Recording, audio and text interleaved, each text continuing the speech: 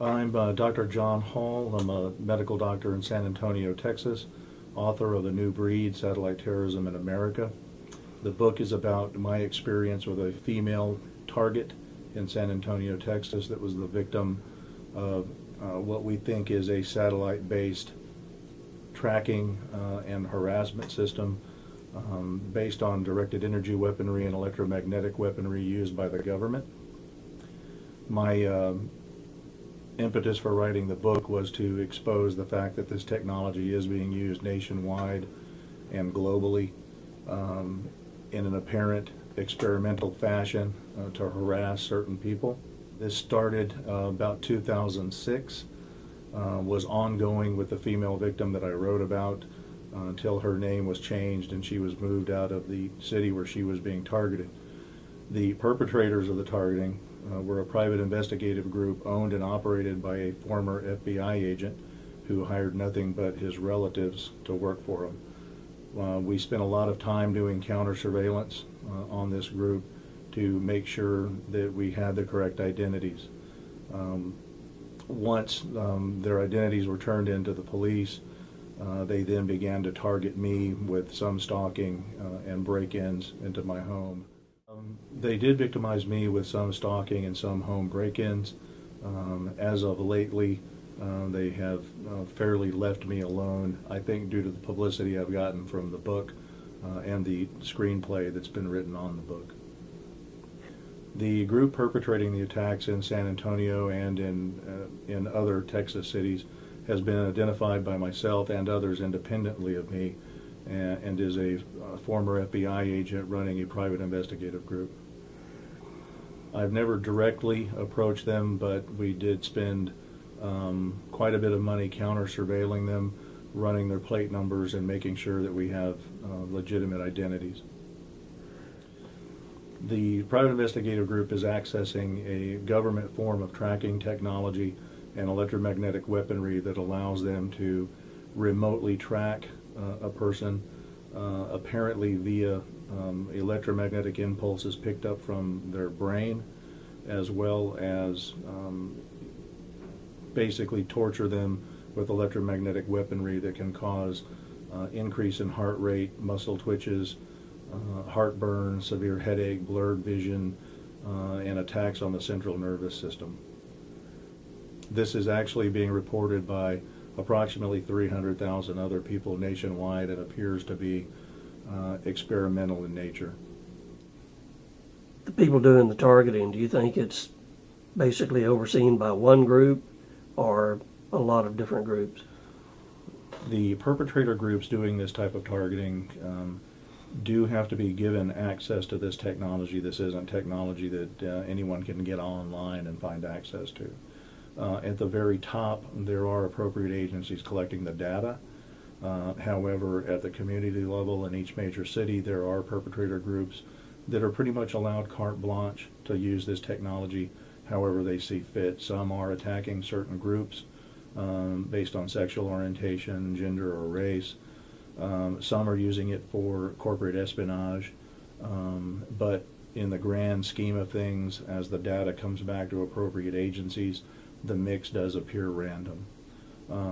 But as I said, there are like a group in Palm Springs that's mostly gay men being targeted. The group in San Antonio mostly uses this for harassment, for sexual assault purposes.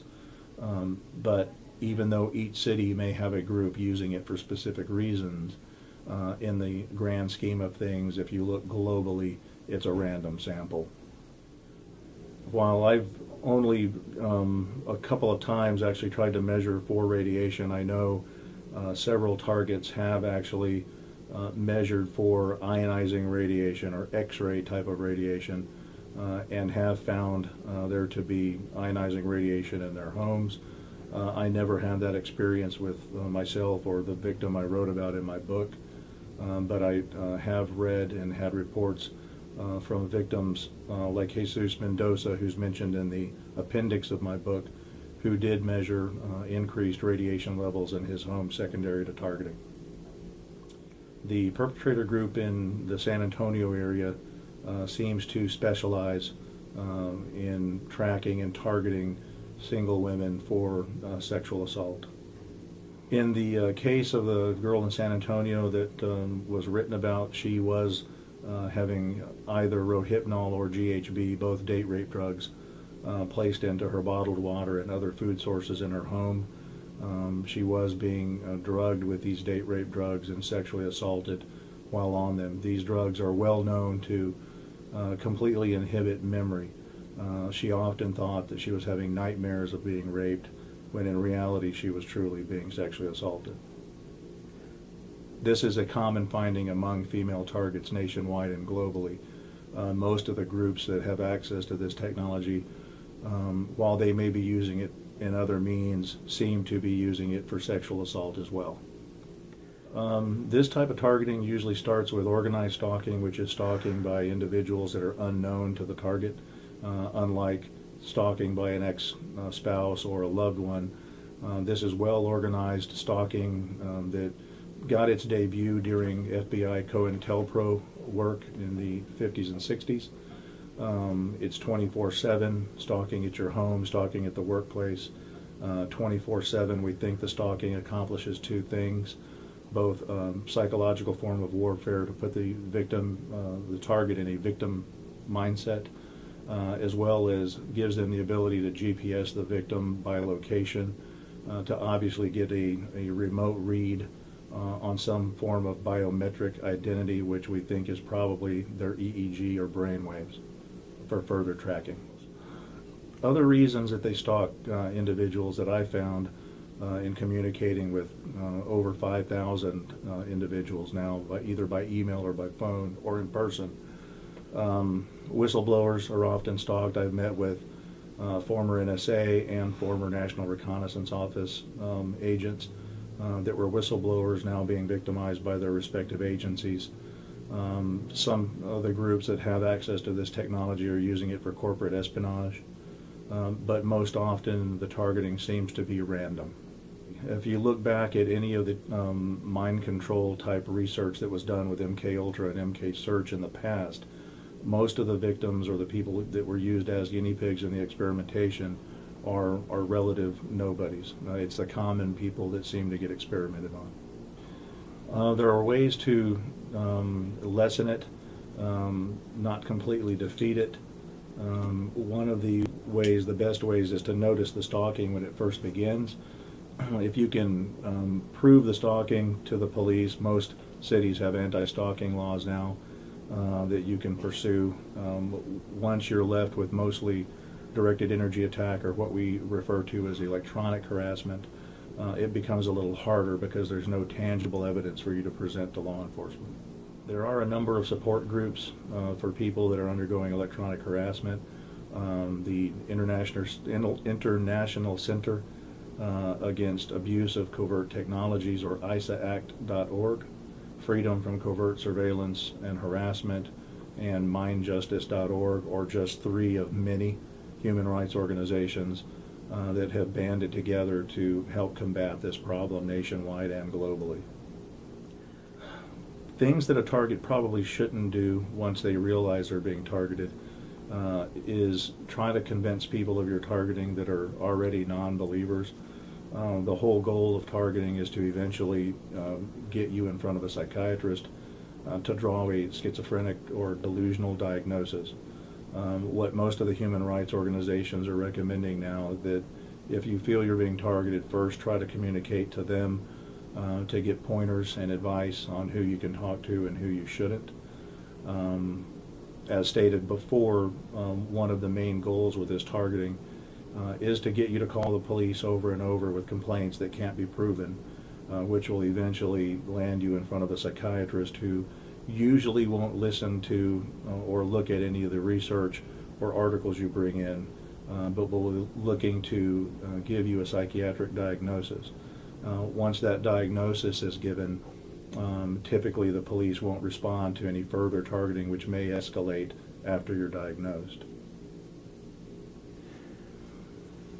The shootings in Colorado, Connecticut, or the Navy Yard, are any of those possibly related to this?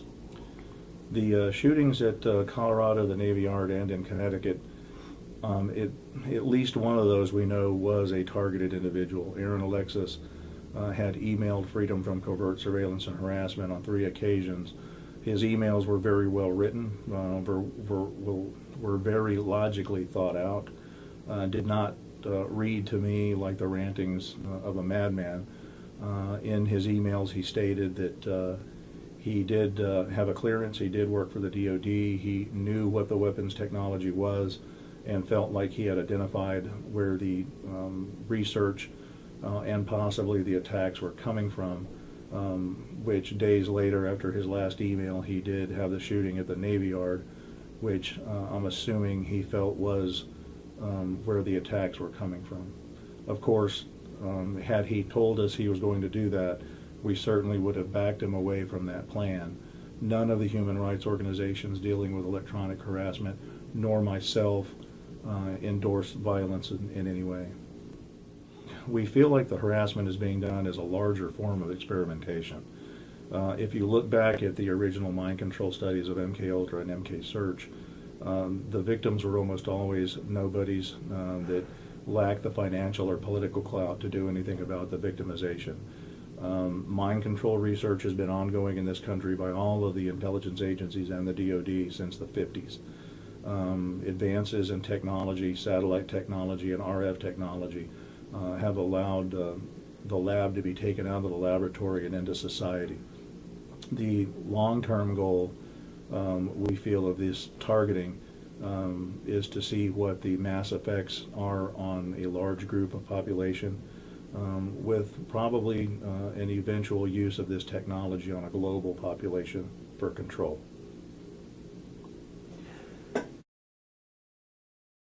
You were interviewed by a magazine in Colombia, and this article also had quotes from President Vladimir Putin from Russia. President Putin from Russia was quoted in an article where he stated that directed energy weapons, psychotronic weaponry, weapons that attack the central nervous system would be the future of warfare. His exact quote was that whichever country controlled the best directed energy weapons would control the globe without bullets or missiles. This quote was largely ignored by the American press. The only press agency that picked up on it was El Espectador out of Colombia. They contacted me to get some quotes and some information for an article they did about it. To date, I have not seen any major media in the United States address Putin's quotes or the article from El Espectador. But he was very clear that they were actively pursuing directed energy weapons that attack the central nervous system.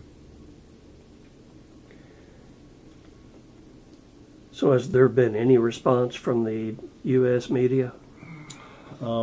There's been limited response from the U.S. media. The Washington Times recently did do an article on the Aaron Alexis shooting, mainly because he etched "This is my elf weapon" into the side of the shotgun that he used in the shooting.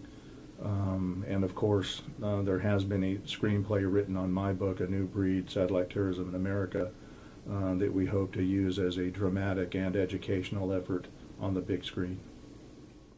In the last decade, since I've been dealing with this type of technology and the victims, there has been an escalation in the number of victims voicing these complaints both here and abroad. It's not going away. It does seem to be worsening, and the numbers of people complaining of this now cannot be explained away by any type of mental illness. This is experimentation until proven otherwise, and hopefully more and more major media sources will pick this up. I think we'll see more and more shootings as our government tries to get gun control issues passed. Certainly the Aaron Alexis shooting, and I suspect the Connecticut shooting and the Colorado shooting all had some elements of control involved with them.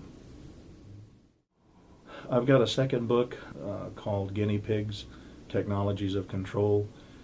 Anyone that's read A New Breed knows that that's mostly the story of a female victim in San Antonio.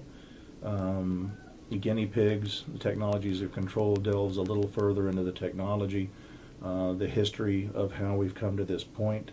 has been written with several classified documents that I was allowed to get my hands on. There's been a lot of resistance to getting this book out through redaction and censorship. However, it is complete.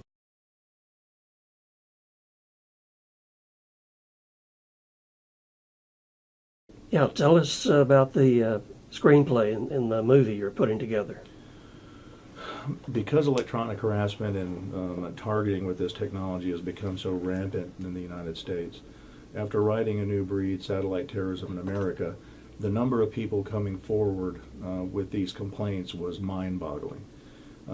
There has been some specials done about this on Discovery, on the History Channel. Certainly the history of MK Ultra can be found in a number of places in several good books. However, once A New Breed, Satellite Terrorism came out, there was such an overwhelming response of people being victimized by this way, and people emailing me after hearing me on radio shows, that I realized quickly that we need another venue to get the word out to people that this technology exists. A great screenplay was written based on A New Breed, Satellite Terrorism in America. Mr. Mike Muirhead with Bandera Films is working with the production on a movie based on the screenplay and the book A New Breed. We're currently seeking investors. This is a movie that will be produced as a drama based on a true story, not a documentary. It has a great storyline based on a true story. It has a great script. We're currently seeking investors that would like to invest in making this movie come to completion, which will be a great way to educate the public through an entertainment venue that this technology exists and is being used on innocent Americans.